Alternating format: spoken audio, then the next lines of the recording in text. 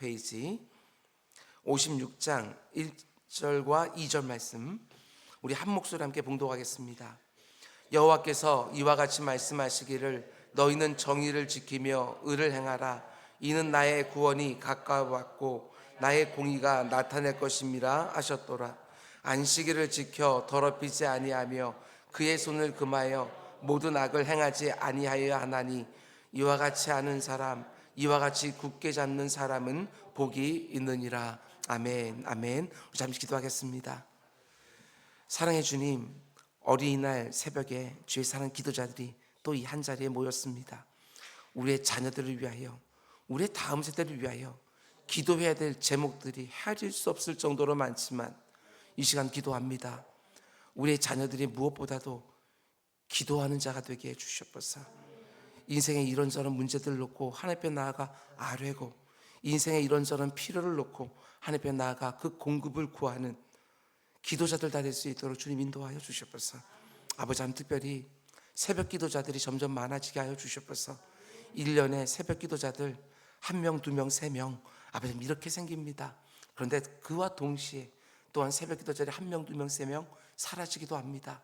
아버지 이 자리에 기도자들이 점점 주는 것들이 아니라 늘어나서 기도하고 응답받으며 살아간다고 하는 것이 얼마나 멋진 일인지 아버지 깨닫는 성도들 참으로 많이 있도록 주님 은혜 베풀어 주시옵소서. 오늘도 주의 말씀을 드리려 합니다. 주님, 우리가 꼭 들어야 될 말씀으로 우리 심령을 채워주시고 그 말씀들이 우리 일상 가운데 속에 삶으로 드러나게 하여 주시옵소서. 이 모든 말씀 예수님의 이름으로 기도드렸습니다. 아멘. 아멘. 여러분 잘 오셨습니다.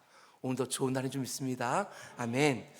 오늘은 이사야서 강의 150번째 시간입니다. 오늘 말씀의 제목은 남들이 나를 어떻게 보든지 내 마음만 정당하면 된다. 어떻게 생각하십니까? 형식이 어떠하든지 내용만 바르면 된다. 과정이 어떠하든지 목적만 옳으면 된다. 여러분 이 말이 정말 맞는 말인지 우리는 말씀을 통해서 함께 들으려고 합니다.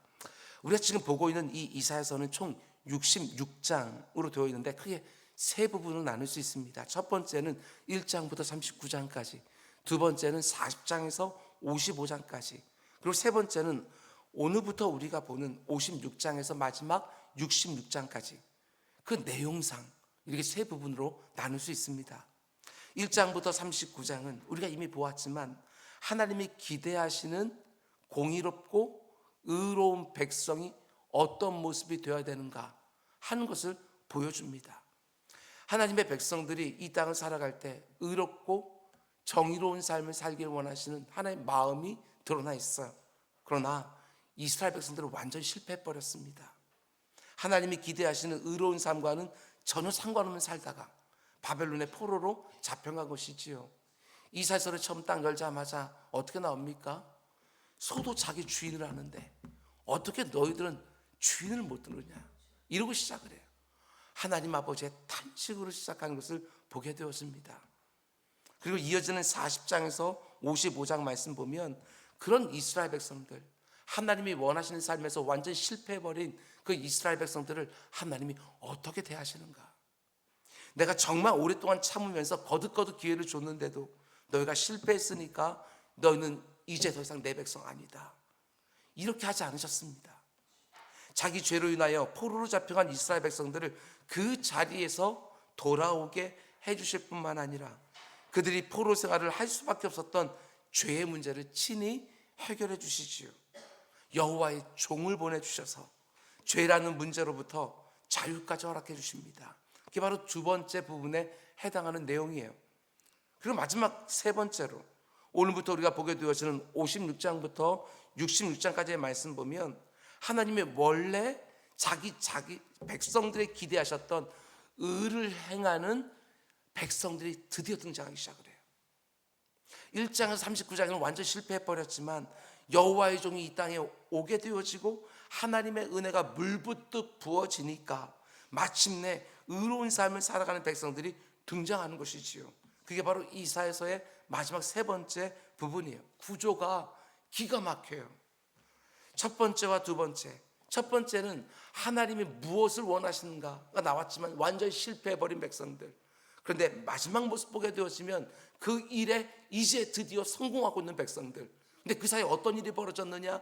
예수 그리스도가 이 땅에 오시고 하나님의 은혜가 물부터 부어주시니까 드디어 하나님이 원하시는 삶을 사는 백성들이 출현하기 시작을 했다. 어떻게 보게 되어지면 이사야서가 1장부터 66장까지 구약이 39권이고 신약이 27권이잖아요. 그래서 모든 성의 축소판이다, 이렇게 제가 말씀을 드리며 이사야 강의를 시작했는데, 전체 구조만 보더라도 그와 같은 신구약의 전체 맥락이 다 담겨있는 기가 막힌 책이 바로 이사야서예요. 하나님의 은혜를 베풀어 주시고 여호와의 종을 통하여 우리를 다시 자신의 백성으로 불러주시면서 하나님은 우리에게 어떤 삶을 기대하시나, 그게 마지막 세 번째 부분이라고요. 여러분, 아무리 바쁘고 분주해도 한 번씩 그 자리에 딱딱 멈춰 생각해 보셔야 돼요.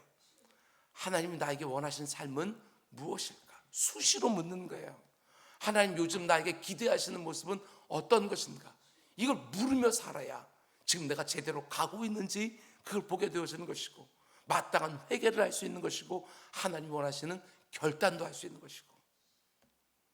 하나님이 우리에게 기대하시는 삶의 모습은 그럼 뭐냐? 먼저 2절부터 보시기 바랍니다.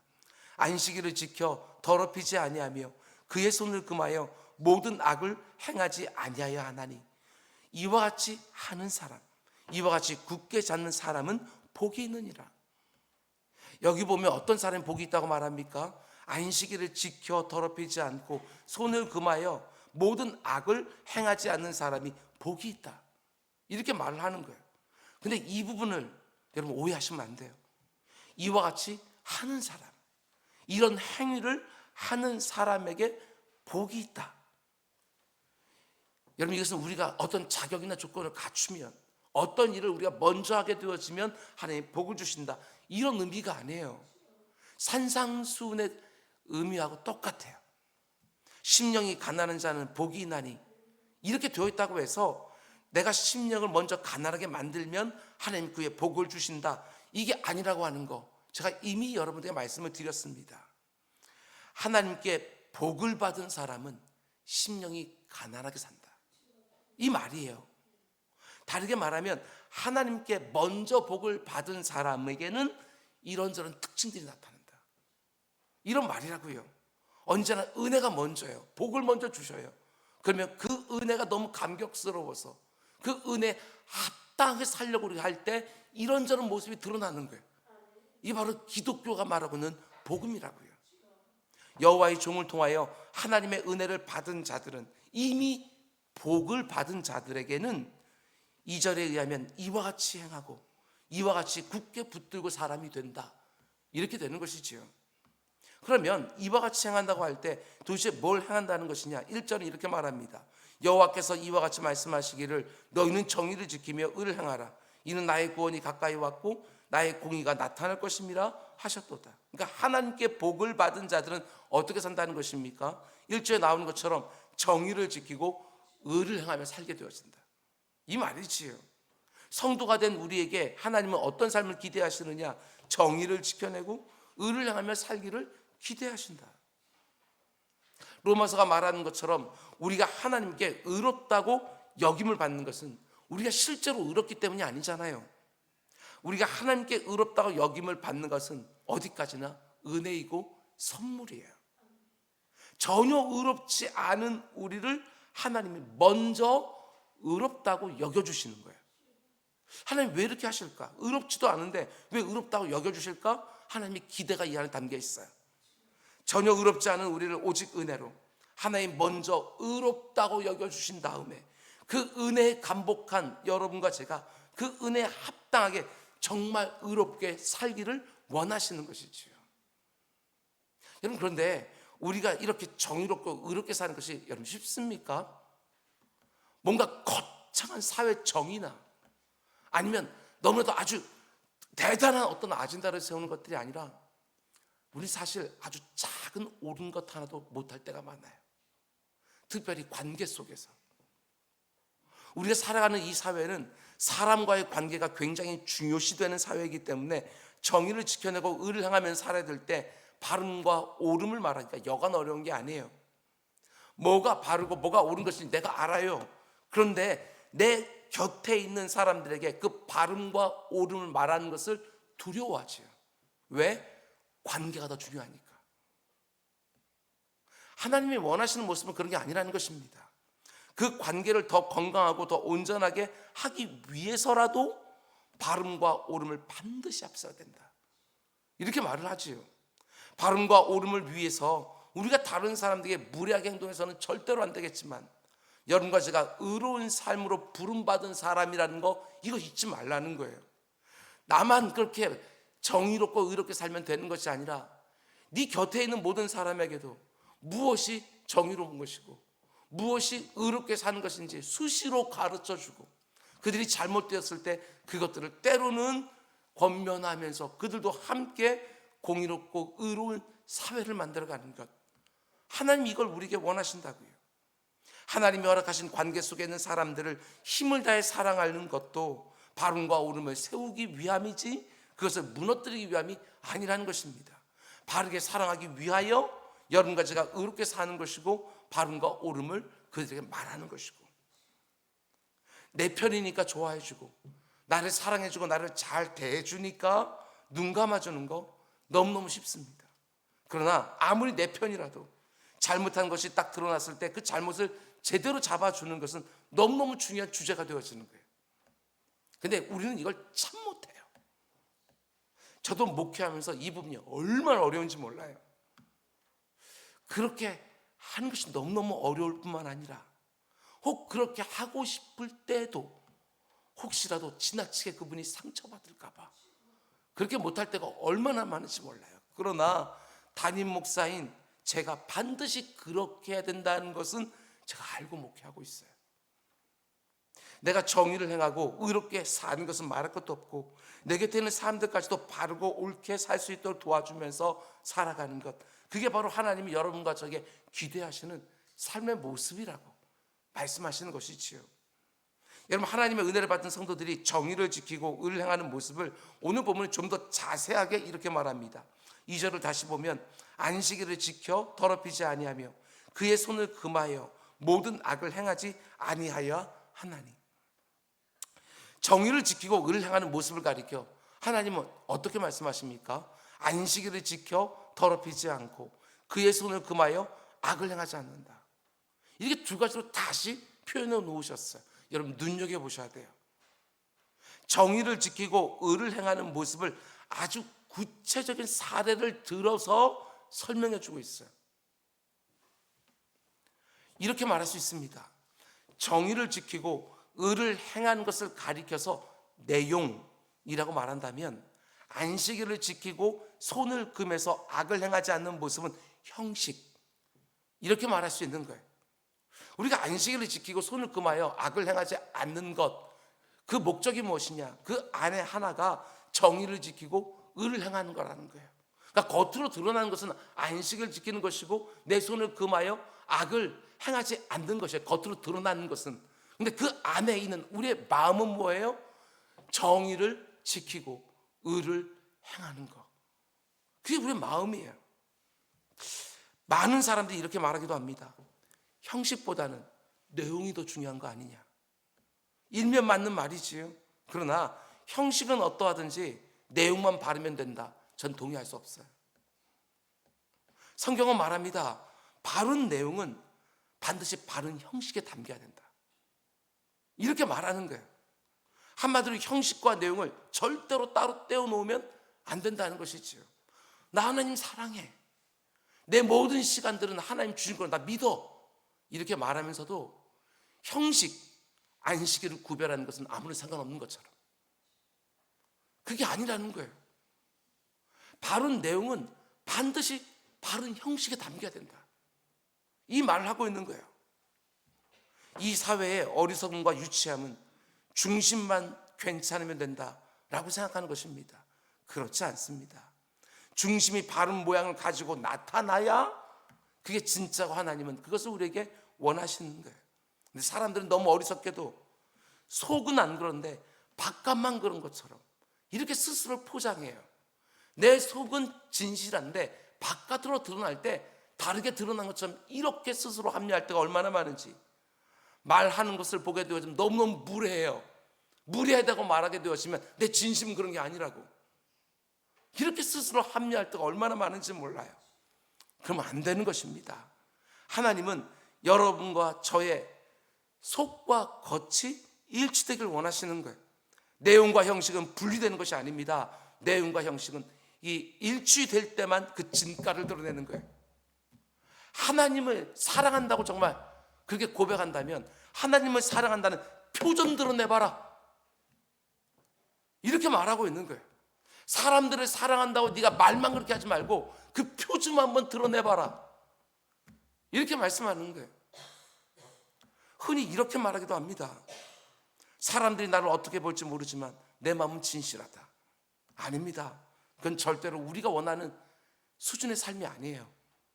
내 내면의 진실함이 사람들이 보는 바깥으로도 반드시 드러나야 되지요. 내용과 형식 따로 떼어서 말할 수가 없어요. 내용은 없이 형식만 근사한 거, 그것도 문제예요. 그러나 내용만 있고 형식은 아무렇지 않게 생각하는 거, 그것도 문제예요.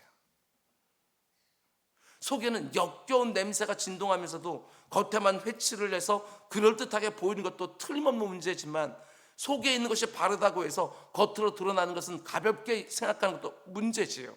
내용과 형식을 다 중요하게 생각하는 것, 여러분 우리에게 너무너무 필요한 부분이에요. 남들이 나를 어떻게 보든지 내 마음만 오르면 된다? 그렇지 않습니다. 내 마음의 중심을 늘 살피는 동시에 겉으로 드러나는 방법과 형식도 하나님 보시기에 합당하게 되는 거예요. 외모만 보지 말고 중심을 봐야 된다.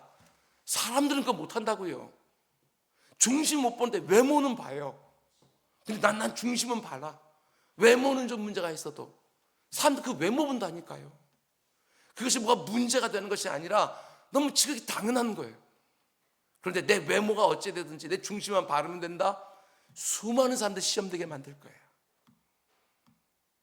그런가 하면 우리가 정의롭고 의롭게 사는 모습으로 안식일을 지켜 더럽히지 않는다, 이렇게 말하고 있는데 이 부분이 오늘날 얼마나 약해졌는지 몰라요. 우리가 어릴 때만 해도 주의 성수 정말 큰 주제였어요. 요즘은 그렇게 중요하게 생각하지 않아요. 사람들이 안식일을 지키기 위해서 평소에 하던 일을 멈추는 것을 그렇게 안 중요하게 생각한다고요. 7일이 전부가 다 하나님의 날이지만 하루를 구별하여 내가 하나님께 속해 있는 사람이라는 거, 내가 하나님의 통치 아래에 있는 사람이라는 거 겉으로도 드러내야 되는데 그걸 너무나도 가볍게 생각하죠. 특별히 지금 이 말씀을 듣고 있는 이스라엘 백성들의 입장에서 한번 생각해 보십시오. 그들은 무려 430년 동안이나 애굽 땅에서 종으로 살았던 민족입니다. 종에게 쉬는 날이 있습니까? 쉬는 날 없습니다. 주인이 일을 시키면 언제든지 일을 해야 되는 게 종이에요. 근데 종으로 살던 이스라엘 백성들이 이제는 일주일에 하루를 쉬게 되었는 거예요. 더 이상 종이 아닙니다. 하나님의 은혜로 이제는 자유자가 되었어요. 근데 내가 자유자가 되었다는 것을 어떤 형식에 담아서 이 세상에 공표합니까? 하루를 구별하여 쉼으로, 그날은 온전히 안식하는 것으로 내가 하나님의 은혜로 자유자가 되었다고 이 세상에 공표하는 거예요. 그런데 여전히 오늘날 너무나 많은 사람들이 이 세상에 종으로 살아가지요. 주일날에 문을 닫는 거 너무너무 어려운 일이 되어버렸습니다. 우리가 살아가는 이 사회에서 금요일, 토요일, 주일, 그 돈을 벌 수 있는 절호의 기회인데 그 중에 하루를 문 닫는 거, 이 땅에서 일하는 사람들에게 적지 않은 유혹이라는 거 틀림없는 사실이에요. 그러나 저는 좀 더 담대해지길 원합니다. 내 인생을 책임져 주시고 필요를 공급해 주는 하나님을 딱 믿고 그냥 어쩔 수 없다 하고 지나치는 것이 아니라 그래도 좀 싸워주시길 바랍니다. 일주일을 똑같이 사는 것 하나님 기뻐하시는 일이 아닙니다. 일주일에 하루를 구별함으로, 일주일 하루를 딱 구별함으로 나머지 그 6일도요 구별한 그 한 날에 영향을 받길 원하는 거예요. 다시 말씀드립니다. 주일 하루를 딱 구별해서 그날 하나님만 온전히 묵상하고 한 말씀을 듣고 찬양하고 교제하고 기도하고 이렇게 한 그 한 날을 6일에다가 딱 기준을 삼아서 나머지 6일이 이 날의 영향을 받기를 원하는 거예요. 여러분과 제가 이 세상에 몸을 담고 있지만 더 이상 이 세상의 종이 아니라 부름받은 하나님의 자녀요, 하나님의 신실한 일꾼이라고 공표하고 선언하는 너무너무 중요한 기능이 담겨져 있는 것이 바로 안식일. 오늘날 어떤 사람들은 이렇게 말하기도 합니다. 그거 다 율법 아니냐, 자유해라, 형식이 뭐가 그렇게 중요하냐. 그 날에 아름다운 자연 속으로 들어가서 하나님이 주신 세상을 이 자연을 마음껏 누리면서 그분을 찬양하는 것도 의미 있는 것 아니냐. 예, 맞아요. 그것도 전 의미 있다고 생각을 해요. 그런데 좀 정직해져야죠. 하나님을 정말 찬양하기 위해는 그 마음 딱 하나를 가지고 그날에 주일날 자연 속으로 들어가고 있냐고요. 그건 아니잖아요. 뿐만 아니라 이런 걱정도 돼요. What is next? 다음번엔 또 뭘 건들지. 이번엔 안식일을 건드렸는데 다음번엔 또 뭘 건들지. 그게 우려가 되어지는 거예요. 여러분, 형식을 가볍게 보면 안 됩니다. 형식을 잘못 건들면 너무나 쉽게 내용도 사라지고 질서도 무너져요. 형식을 따르지 않는 내용이 있습니까? 아니요. 반드시 형식이 있어야 그 안에 내용이 담기는 것이고 질서도 서게 되어지는 거예요. 하나님은 여러분과 제가 주일을 하나님을 위해 구별한 날로 딱 떼어놓는 모습으로 내가 이 세상에 대하여, 욕망에 대하여, 돈에 대하여 자유자이지 종이 아니라는 것을 선포하고 드러내면서 이 땅을 살기를 기대하시는 것이지요. 단지 그렇게 안 하면 매맞을지 모르고 해코지 당할지 모르고 내 삶에 불이익을 줄지 모르니까 주일을 지키는 것 아닙니다. 그건 종이나 하는 행동이에요. 주인한테 매맞지 않으려고 뭔가를 하는, 종이나 하는 일이라고요. 하나님은 여러분과 제가 이런 마음으로 주일을 성수하기를 원하시는 것입니다. 매 안 맞으려고 하는 것이 아니라 나에게 부어지는 은혜가 얼마나 큰 줄을 알기에 그 은혜에 감격해서 하루를 그분을 위하여 기꺼이 구별해내고, 하나님이 나를 얼마나 사랑하는 줄 알기에 나도 그분을 너무나 사랑해서 그분의 율법을 자원하여 자발적으로 기쁨으로 지키기 원하시는 것이지요. 우리 주님 말씀하셨습니다. 요한복음 14장 15절을 보면 너희가 나를 사랑하면 나의 계명을 지키리라. 하나님께 해코지 당할 것이 같아서 뭔가를 하고 뭔가를 안 하는 것은 종입니다. 예수 그리스도 안에서 이미 자유자가 되었으니까 그 자유의지를 가지고 하나님의 성품이 담겨져 있는 그 율법을 내가 자원하여 지키는 거예요. 이게 진짜 순종. 다시 말씀드립니다. 매 맞을까 봐 순종하는 것이 아니라 내가 자유자이니까 내 이 자유의지를 가지고 하나님이 원하시는 삶을 스스로 선택하는 거. 이게 진짜 순종. 마음이 담겨 있는 거니까. 주일날 예배 시간에 내 자녀 학원 보냈더니 성적이 오히려 안 나오더라. 그런 유치한 생각 말고 하나님을 바르게 섬기고 싶어하는 그 마음 중심을 가지고 하나님을 위해 한날을 구별하는 그런 모습을 기대하시는 거예요. 이 땅의 교회들이 지난 30년, 40년 동안 이런 식으로 가르쳐 왔습니다. 복 받으려면 이렇게 저렇게 하고 이렇게 저렇게 안 하면 하나님께 벌 받고, 더 이상 그런 유치한 수준의 신앙생활하는 것이 아니라 하나님이 우리에게 기대하시는 자람, 성숙, 변화, 그런 자세가 우리에게 계속해서 드러나야 되는 거예요. 맞을래 말을 들을래 이런 식으로 하는 것은 어릴 때로 충분해요. 이제는 자라나야 되는 것이지요. 변화되어야 되는 거예요. 불이익을 두려워하기 때문에 억지로 순종하는 그런 모습을 하나님이 기대하시는 게 아니라는 것입니다. 나를 향한 하나님의 은혜가 얼마나 놀라운 것인지를 깨달아서 알고 하나님의 말씀대로 사는 것이 하나님을 위한 것이 아니라 나를 위한 것인지를 깨달아서 알고 자원하여 자발적으로 기쁨으로 그 말씀대로 살기를 기대하시는 것이지요. 남들이 보기에 어떠하든지 내 마음만 정당하면 된다, 그런 말로 스스로를 합리화하는 것이 아니라 하나님이 성경에 기록해 놓으신 수많은 율법들, 우리 믿음의 선배들이 세워놓은 그 수많은 형식들, 그 안에 어떤 그들의 마음이 담겨 있는지를 잘 깨닫고 그 형식의 온전한 내용까지 잘 담아서 오늘 어린이날이잖아요. 우리 자녀들에게 잘 가르치고, 알아요. 저도 여러분과 똑같은 마음이에요. 자녀들에게 주의성수 하나, 그 기본 하나 제대로 가르치는 거 얼마나 어려운지 저도 잘 알고 있어요. 그러나 그 형식이 얼마나 중요한지 끊임없이 가르치고 나도 그렇게 살기 위하여 싸움을 하고, 그러면서 하나님이 얼마나 놀라운 분이신지를 그 형식과 내용으로 온전히 드러내는 또 한 날 될 수 있기를 주님의 이름으로 축원드립니다. 우리 기도하겠습니다. 사랑해 주님 감사합니다. 아버지 하나님, 오늘 하나님이 우리에게 기대하시는 삶의 모습이 무엇인지를 우리 함께 묵상을 했습니다.